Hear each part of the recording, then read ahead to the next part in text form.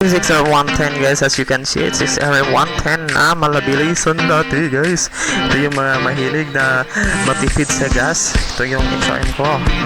So, share pa lang sa inyo ang kanyang pamahay dati na pang student design na yan guys. Naka-transformer yung kanyang halapan na yan. Ayan o. So, goods na goods at nakapag glow red lights yung harapan niya guys. Ayan. So, maganda yung sa gabi, sa ilawan. Ayan.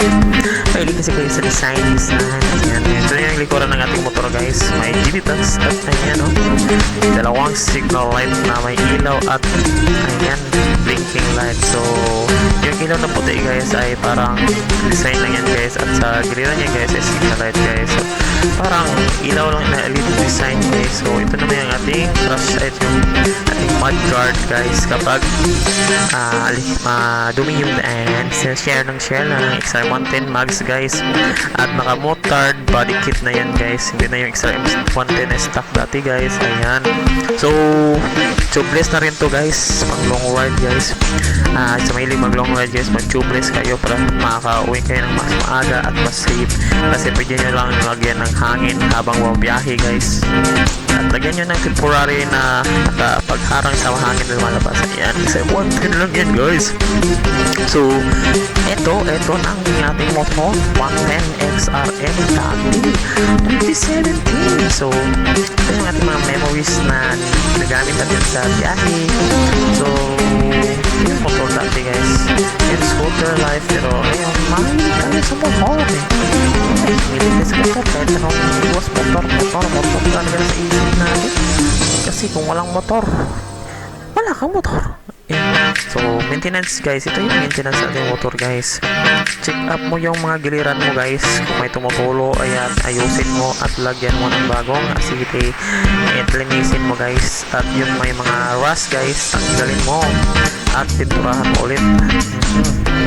Ayan guys, gamit ka na liha 1,008 600cc na liha. cc daw guys. Naka-shifter na to yun guys.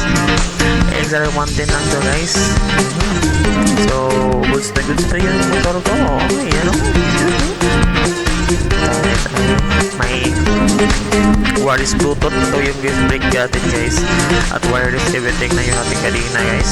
Tignan nyo yan. Maayos guys. Ayan na yung mas matipid sa kainan sa gas guys. Kasi minsan guys habang bahada guys ay kailangan mong i-off yung engine at tulak guys para hindi mag-consume ng gasolina. Ayan. So, ayan mas yung tips ko sa gusto magpatipid. At ito sa wiring guys. Lagyan nyo ng pag-tip yung mga wire nyo para safe kayo sa everything so far. At lagyan nyo ng fusible guys para safe yung biyahe nyo motor nyo guys. Para hindi masira yung mga magmahal yung battery nyo. At hindi kayo masusunod ng motor guys. So, yan guys. Ingat na kayo guys. Ayan o. Ito naman sila alien guys. Ito naman tayo maglinis guys. Kasi may tumutulo yan guys. So, kailangan natin na ayusin yung naglisin ng racing ng ating kapit. Yan ating shifter guys. Yan o.